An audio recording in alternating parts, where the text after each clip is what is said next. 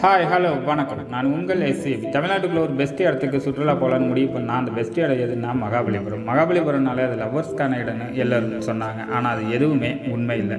உண்மையிலேயே குடும்பத்தோடு சென்று பார்க்க வேண்டிய ஒரு இடம். அங்கே சென்று பார்த்த பிறகுதான் தெரிஞ்சது நிறைய ஆச்சரியங்களும் அதிசயங்களும். அப்படி என்ன ஆச்சரியங்களும் அதிசயங்களும் இருக்குன்னு கேட்குறீங்களா?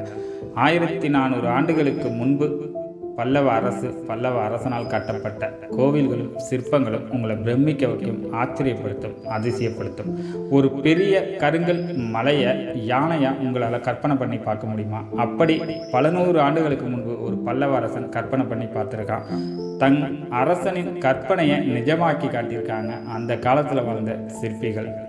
ஒற்றைக்கல் யானை, 5 ரத தேர், கிருஷ்ண வெண்ணெய் பந்து, இந்த மாதிரி குகைகள், கற்கோவில்கள்னு பல காட்சிகள் அங்கே நிஜமாகவே இருக்குது. நீங்கள் கற்பனையில் கூட யோசிக்க முடியாத விஷயங்களை சிற்பமாக செதுக்கியிருக்காங்க. அங்கே நிறைய மியூசியம்ஸ் இருக்குது. குழந்தைகளோட போய் நீங்கள் பக்காவாக என்ஜாய் பண்ண முடியும்.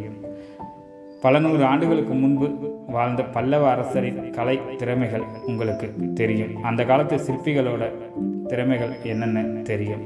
கண்டிப்பாக மிஸ் பண்ணாமல் பாருங்கள். அந்த பிரத்யேக காட்சிகள் தான் உங்கள் எஸ்ஏவி யூடியூப் சேனலில் தொடர்ந்து வரப்போகுது. தொடர்ந்து பாருங்கள், சப்போர்ட் பண்ணுங்கள். நம்ம சேனலை மறக்காமல் சப்ஸ்கிரைப் பண்ணுங்கள். இந்த வீடியோ பிடிச்சிருந்தால் லைக் பண்ணுங்கள், ஷேர் பண்ணுங்கள், கமெண்ட் பண்ணுங்கள். நன்றி.